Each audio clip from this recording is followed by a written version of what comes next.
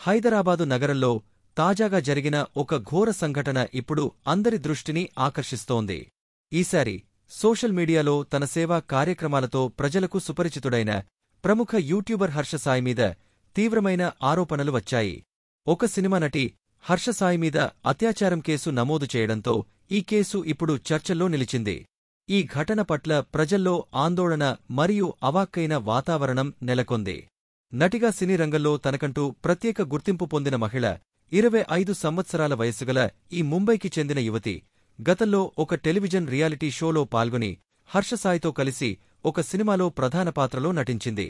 ఆ సినిమా 1 సంవత్సరం క్రితం విడుదలైంది.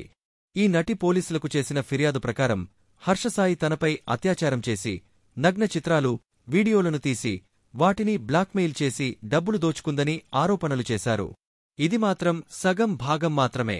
ఆమె చెప్పినట్లుగా హర్షసాయి తనను పెళ్లి చేసుకుంటానని చెప్పి ₹2 కోట్ల తీసుకుని మోసం చేశాడని, చివరికి ఆమెను ద్రోహం చేశాడని ఆరోపిస్తోంది. ఆమె ఈ కేసులో హర్షసాయితో పాటు అతని తండ్రి రాధాకృష్ణ పైన కూడా ఆరోపణలు చేసింది. ఈ అంశం ఇప్పుడు తీవ్ర సంచలనంగా మారింది. హర్షసాయి తన సేవా కార్యక్రమాలతో ప్రజలకు ఎంతో దగ్గరైన వ్యక్తిగా గుర్తింపు పొందిన నేపథ్యంలో ఇలాంటి ఆరోపణలు అతని సామాజిక ఖ్యాతిని పూర్తిగా దెబ్బతీస్తున్నాయి. ఇంతకుముందు జానీ మాస్టర్ పైన లైంగిక ఆరోపణలు వచ్చిన సందర్భంలోనూ ఇటువంటి కేసులు బయటపడ్డాయి. ఇప్పుడు హర్షసాయి మీద కేసు నమోదు కావడం పట్ల అందరూ ఆశ్చర్యపోతున్నారు. ఈ వ్యవహారం మరింత భయంకరంగా మారడానికి కారణం ఆ నటి తనకు అన్యాయం జరిగిందని భావిస్తూ హర్షసాయి మరియు అతని తండ్రి మీద కేసు పెట్టడం మాత్రమే కాదు, తన జీవితంలో ఎదురైన నష్టాన్ని పునరుద్ధరించుకోవడానికి ఆమె న్యాయపరమైన చర్యలు తీసుకుంటున్నట్లు తెలుస్తోంది.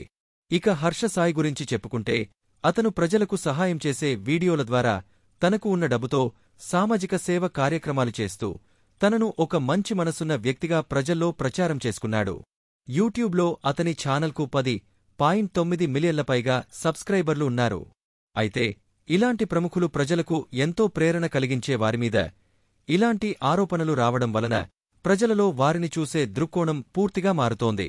హర్షసాయి తనకు సంబంధించిన ఆరోపణలను నెగటివ్ ప్రచారం కింద చూస్తున్నాడా, లేక నిజానికి మరేదైనా ఉందా అన్న ప్రశ్నలు అందరినీ వేధిస్తున్నాయి. పోలీసులు ఈ కేసును విచారణలోకి తీసుకుని హర్షసాయిపై మరింత ఆరా తీస్తున్నారు. పోలీసులు బాధితురాలి నుంచి అన్ని ఆధారాలను సేకరించి కేసును గణనీయంగా పరిశీలిస్తున్నారు. న్యాయపరంగా ఈ కేసులో ఏమి జరుగుతుందో చూడాల్సి ఉంది. ఇలాంటి సంఘటనలు యూట్యూబ్ లేదా సోషల్ మీడియా లాంటి వేదికల మీద ఉన్న వ్యక్తుల బాధ్యతను మరింత పెంచుతాయి. వారు వారి పేరును ప్రజల్లో మంచిగా ఉంచుకోవాలని ప్రయత్నించాలి. కాని ఇలాంటి విషయాలు బయటకు వచ్చినప్పుడు వారు ప్రజల ముందు సత్యాన్ని చెప్పాల్సిన బాధ్యత ఉంది. ఈ కేసు చివరికి ఎలా పరిష్కారమవుతుందో ఇప్పుడు అందరి కళ్ళు దీనిమీదే ఉన్నాయి.